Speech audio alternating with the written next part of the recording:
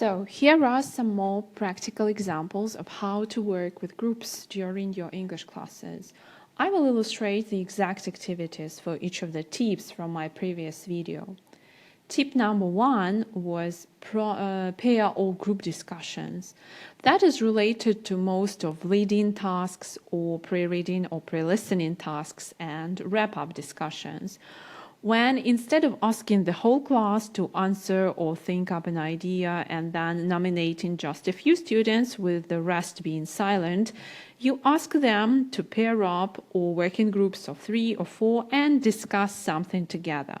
For example, the leading task for this lesson was to look at the abbreviation and say what it stands for and come up with some ideas. So you have 3 minutes to discuss it with your partner, then we will come back and you will share. In this case, all the students talk from the beginning of the lesson. And in 3 minutes, you will just ask for a few ideas from each and every group. Or example number 2, we have a pre-reading task from a course book.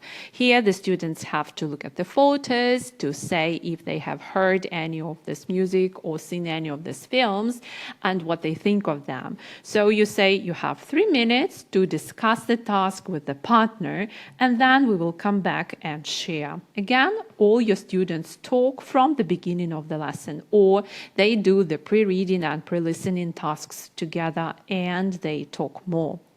Tip number 2 was pair check.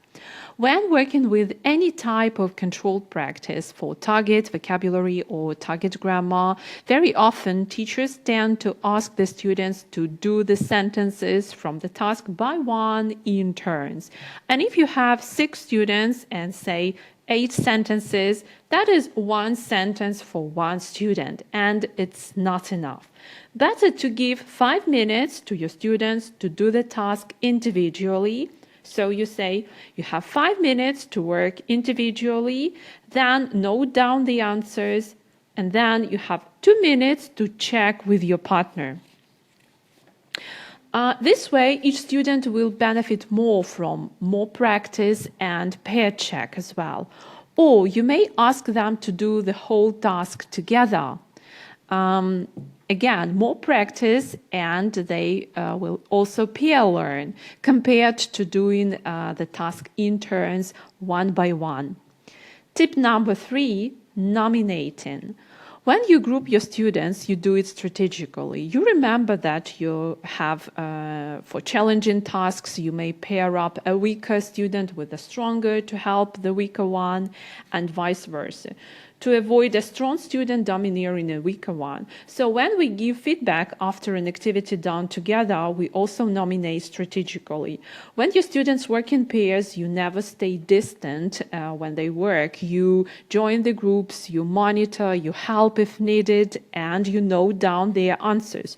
So after the task is over, you remember the bright and correct answers from the shy students, and you can nominate them as a kind of engagement. Say exercise number 8 was not very challenging, and you remember that when students were working in groups, Julia, who is a very shy student, had a very bright answer for sentence number 2.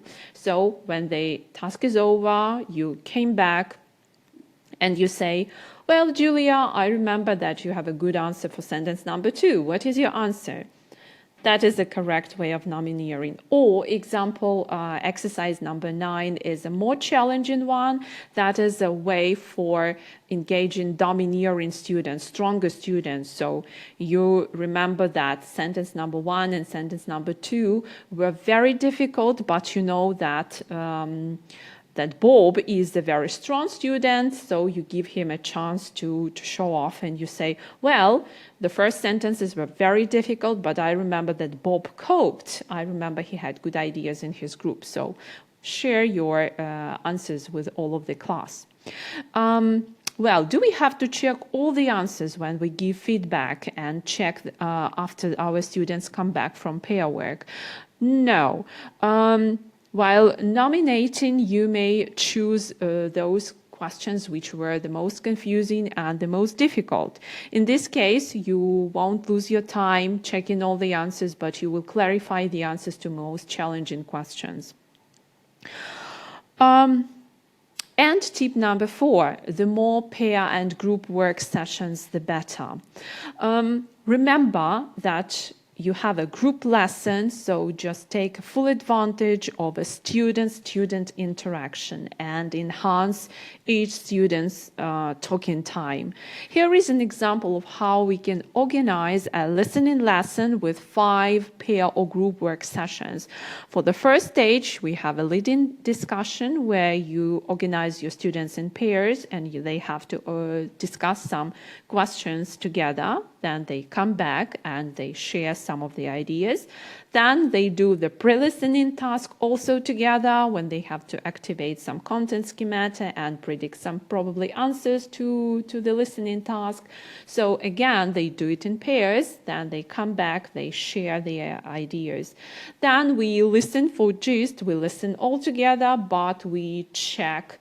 You make the students pair check and compare the answers for checking their comprehension or checking their listening for gist.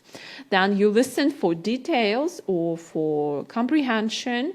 You listen again, you listen all together, and then you again make the students pair check their answers. In this case, they just benefit from peer learning, or they can clarify the confusing questions together and find out the answers together.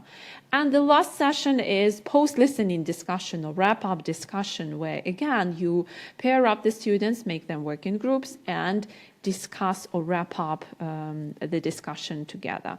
That is a good example of how we can organize the listening lesson with 5 pair work sessions. And tip number 5, rotating your students. So do your students have to work with the same partners all the lesson? No, they need to deal with different accents, with different levels, to see new faces. So do not forget to change the partners throughout the whole lesson. You may have a look at this task from the course book. The first part of the task is to write something for 5 of the things in the list. So you say, well, you have 5 minutes, choose 5 things in the list and write something for it, something that you are planning to do in summer, a job that you'd love to do, a job you hate doing, and blah, blah, blah. Then the second part, you say, well, now you work with the partner and tell the partner about what you have written and answer your partner's questions. So 3 minutes to work with the partner. Then you say, now I'm going to change the partners, and you will speak to another person. You will tell them about your the things that you have written and answer new questions. So change the partners. In this case, we rotate. They speak to different people again throughout the whole lesson. They see new faces and they benefit from more interaction. These were the main tips and examples of how to manage pair and group work during your English classes. Try using them and enjoy your teaching.